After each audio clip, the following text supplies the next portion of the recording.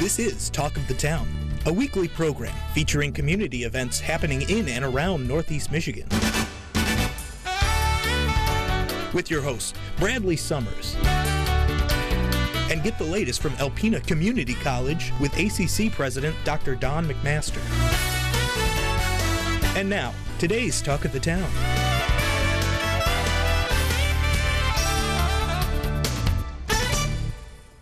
Good morning and welcome to Talk of the Town. Happy Easter out there to everyone who's watching this morning.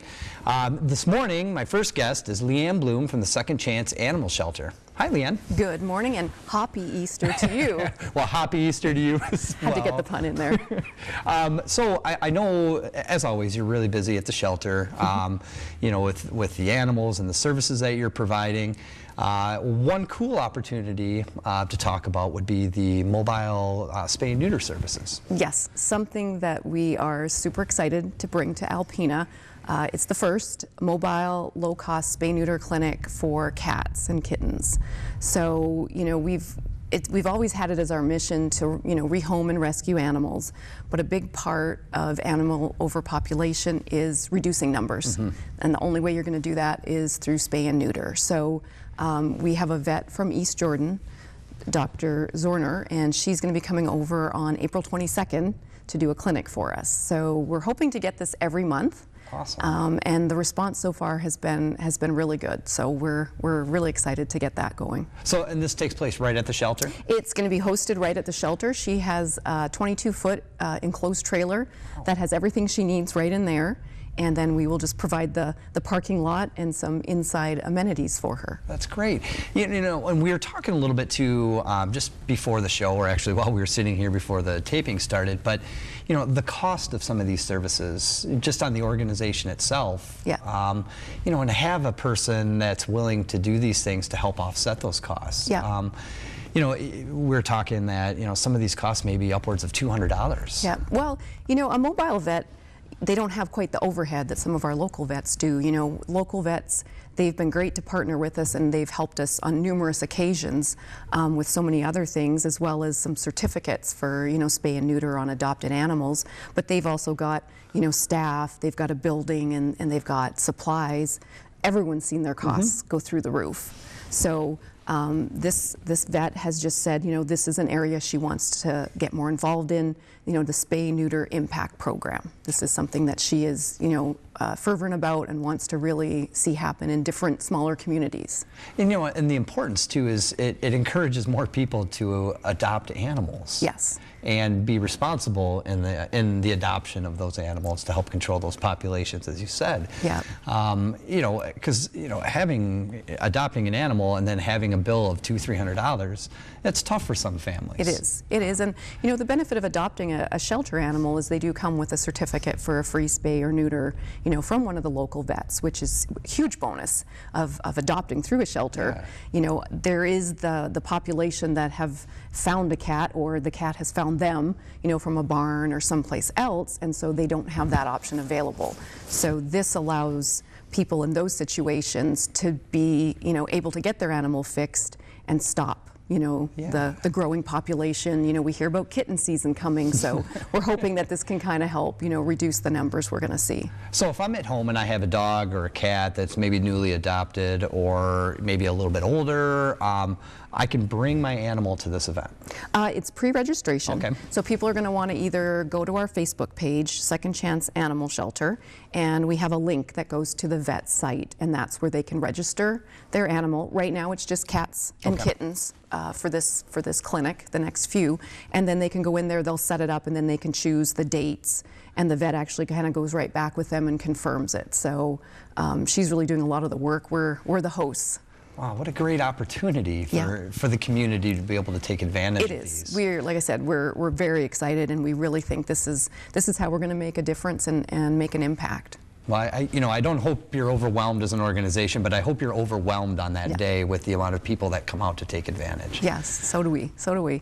You know, and another cool thing that you were showing was these beautiful flowers that you brought with you today. These are perfect. These are flowers that are my favorite kind because they can't kill them. These are, with our Second Chance resale shop, we have always looked at trying to partner with local artists and local businesses, you know, to bring some of what they do to the community at large. So these came from a wonderfully talented lady, Sarah Hornick, from the Brushed Blossom, and they are actually wooden flowers that she has hand painted. So needs no water, needs nothing, will look beautiful forever. So these are for you actually, so that you can be able to take them home on Easter and not forget about your lovely wife, and you can have a gift for her. So again, we are having those in the resale store. We're always looking for opportunities to partner with people who have some artistic abilities. So we'll be selling them there. And then Sarah has a Facebook page. She does wonderful custom work, so always like to try to help the local folks out. My goodness, and you never know that these are made of wood. No. No, that's what that's absolutely the best gorgeous. Like I said, no watering or any care needed. So thank you. Yeah, well, you're welcome. Like I said, there you go. I've helped you out with the wife at home. It'll be harder for my animals at home to be able to knock them off the counter. That's right. That's right. So, you know, the resale shop has been doing really well. We're happy with donations we've received. Every Saturday we're open 11 till 4. So we've had great crowds come out. We're looking at getting open a couple of days a week, just as we get a few more volunteers. The hours will expand, but yeah, if people are out and about on Saturdays, 11 to 4, right beside the Days Inn. Well, and you know, that's another thing too, the expansion of the hours and the organization itself. I understand that you're potentially going to be looking for a manager. Yes, we have all kinds of exciting things going on. It seems like, you know, there's a little lull and everything's kind of happening behind the scenes, but we've been hard at work getting a lot of things, the groundwork laid, and we're finalizing job descriptions, and we're going to be posting for our shelter manager shortly. So that's really going to be another stepping stone to us getting open full time, being able to house animals, and just be able to do more in the community. Yeah. Up until this point, we have been 100% volunteer run. So it's been all good, but it's time now to get someone at the helm that's going to manage day-to-day operations for us. You know, as you know, it's a very important position. So we're really going to be looking for the right person to take the lead and be the first Second Chance Animal Shelter manager. That's awesome, and congratulations on that. Thank you. You. I know a lot of hard work has gone into getting to this point. Yeah. You know, and the services that you provide the community, but you know, and that's so awesome. Yeah, and you know, like I said, a lot of times, and you know, being in nonprofit, there is a lot going on behind the scenes. You know, so we haven't had a lot of announcements. We've been working on a lot of these things, the clinic, you know, getting the store going, getting the shelter inspection ready to go, getting the shelter manager position. So, you know, it's like the iceberg. You see a little bit on the surface, but there's just so much underwater and behind the scenes that's taking place. We've got a phenomenal group of volunteers for the store and on our board that put in a lot of hours making this all happen. So it's nice to see some of these things come to fruition now and being able to share with the public what's happening next. Well, thank you. That's all the time that we have, but I thank you, your board, your team, everything that you're doing to make the Second Chance Animal Shelter as great as it can be, and all the hard work that's gone into it to get to this point again. And just thank you so much for coming on here, and I look forward to so many more conversations with you. I can't wait to share more that we're up to. Thank you for always having us on. Well, absolutely. Absolutely. Thank you all for tuning in for the first segment. Stay tuned for Annie Hepburn from the Alpena Senior Citizen Center. Welcome back, everyone. My next guest is Annie Hepburn, Executive Director of the Senior Citizen Center here in Alpena. Hi, Annie.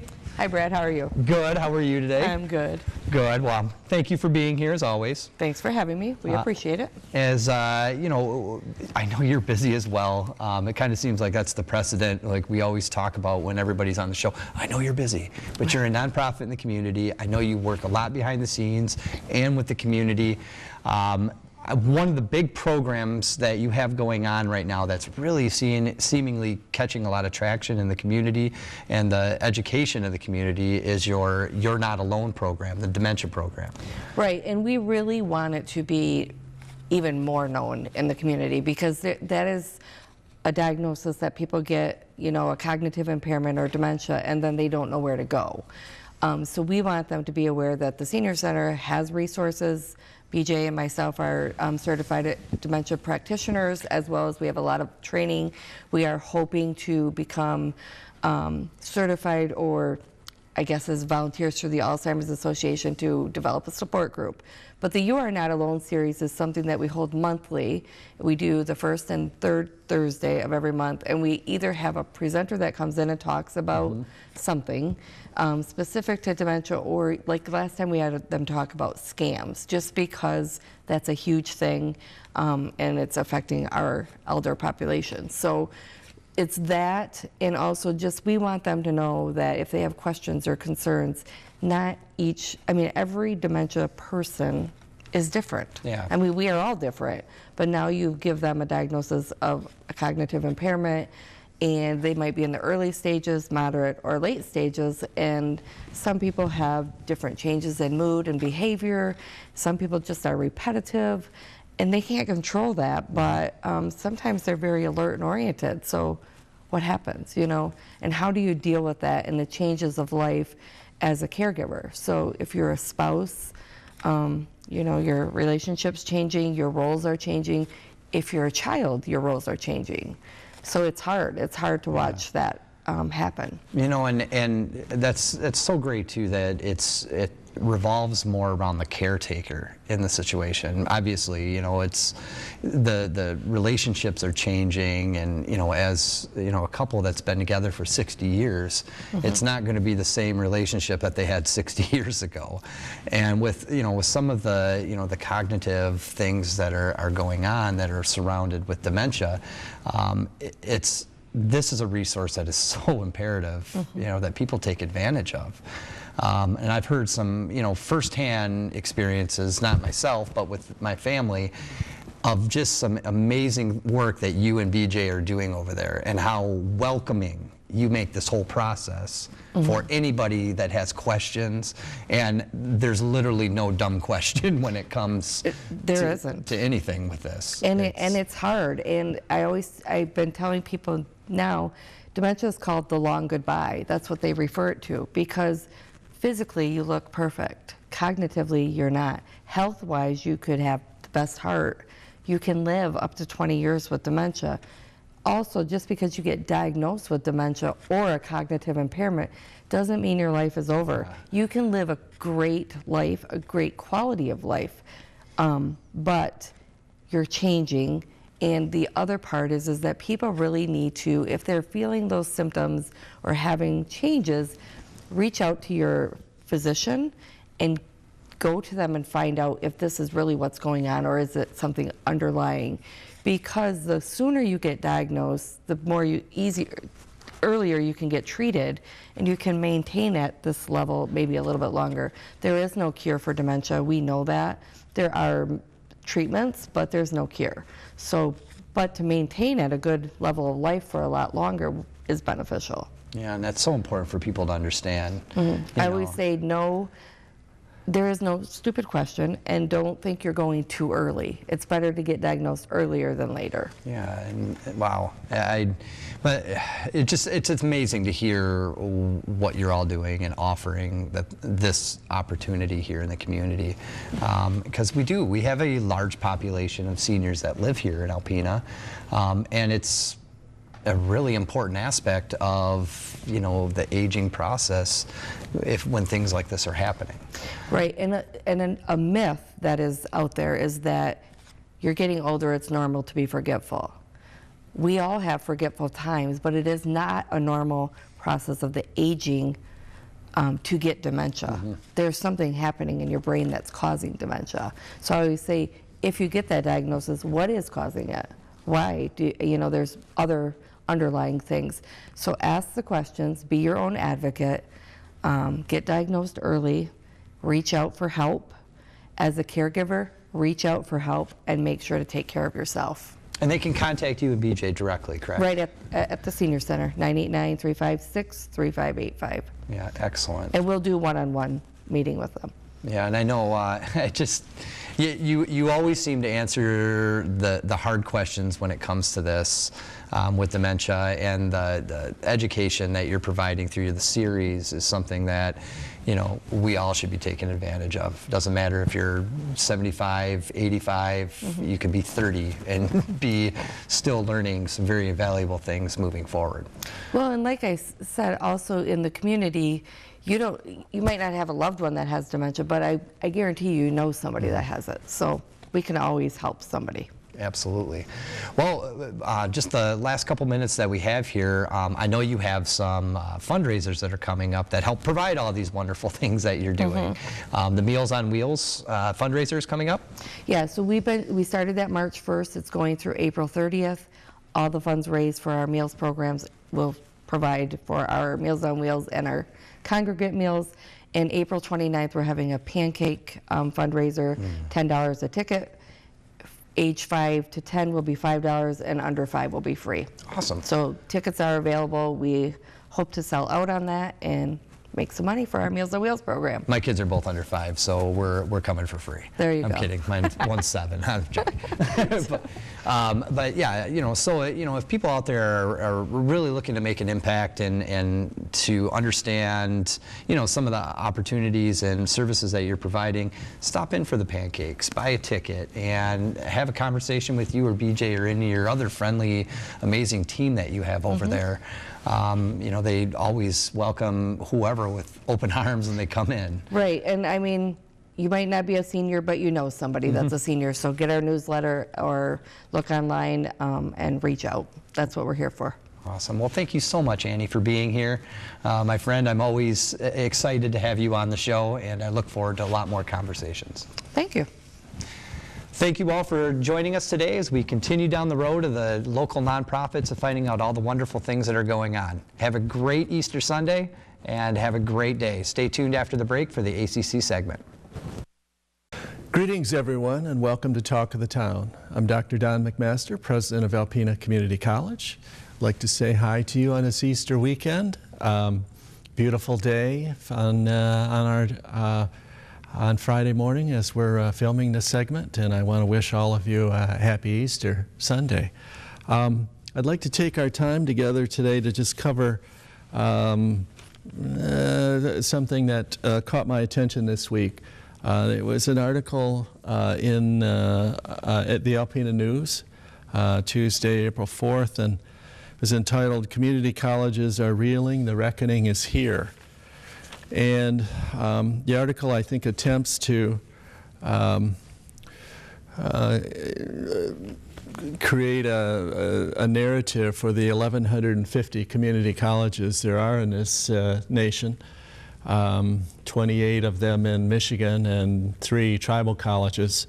I think it does not do the readers a real service, and I will explain, I think, why. So the article begins, it's by John Marcus, Heikinger Report, and it starts with a visual. When Santos Enrique Camara arrived at Shoreline Community College in Washington State to study audio engineering, he quickly felt lost. It's like a weird maze, remembered Camara, who was 19 at the time and had finished high school with a 4.0 grade point average. Excuse me. You need help with your classes and financial aid? Well, here, take a number and run from office to office and see if you can figure it out. So I guess the inference here is that this student had a poor experience as he entered this particular community college on the West Coast. It struggled with advising, financial aid, some of the really important salient features of attending school. Closer to home, I would say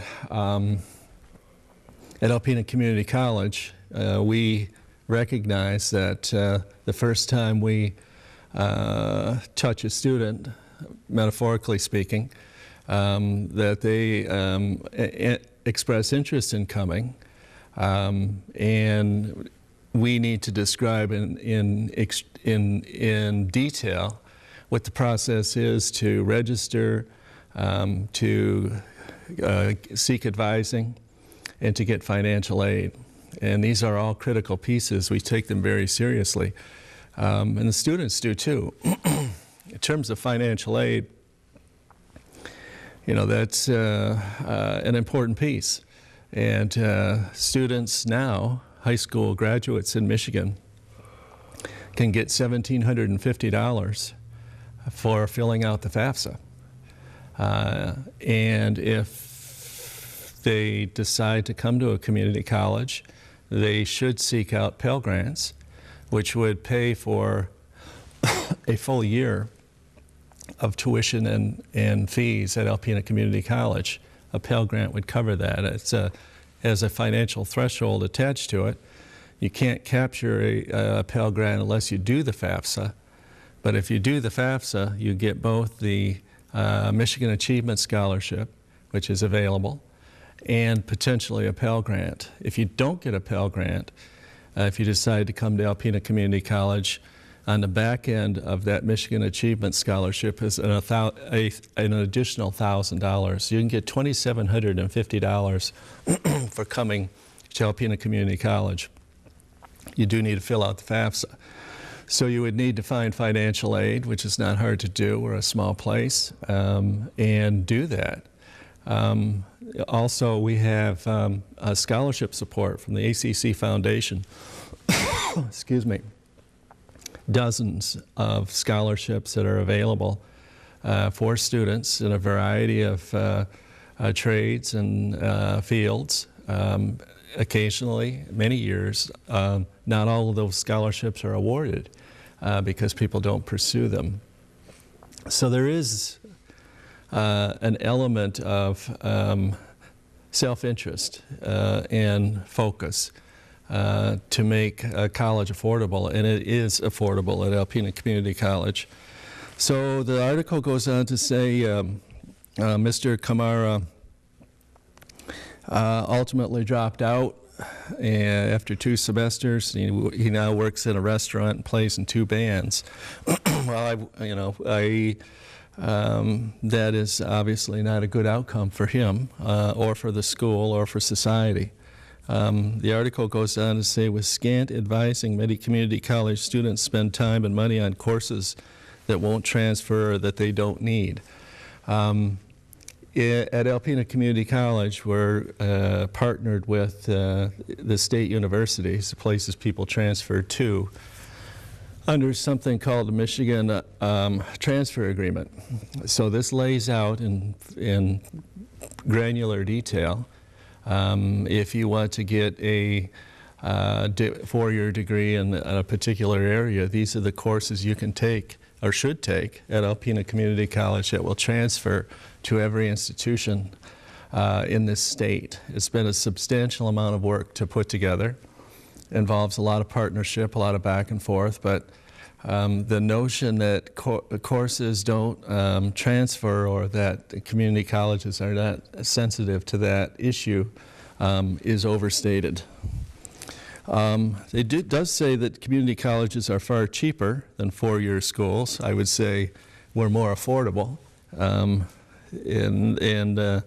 The figures quoted as tuition and fees last year averaged $3,860 versus $39,400 at private and $10,940 at public 4-year universities. That's basically right. So if you went to Alpena Community College instead of a private school, it would cost you about 10% of that. If you went to a public university, it would cost you, depending on which one, there's a wide range of tuition and fees, really ranging from MSU and U of M at the top to Lake State and Saginaw Valley are the most affordable. But in the best case scenario, ACC would cost about 40% of the lowest cost public university. So there is some effort required, some focus, some thought, but the article, I think, misrepresents in many ways the value and the opportunity that community colleges provide especially Alpena Community College, which has the #1 enrollment growth in the state and the #1 graduation rate in the state among the Michigan community colleges. So if you have any questions, please come and see us. We'd be happy to explain what we do closer to home. Thank you folks for watching, and we'll see you again next week. This has been Talk of the Town with your hosts Bradley Summers and Dr. Don McMaster. For a list of community events taking place in Northeast Michigan, please visit our website at WBKB11.com and click on our community link. This has been a Thunder Bay Broadcasting Corporation production. All rights reserved.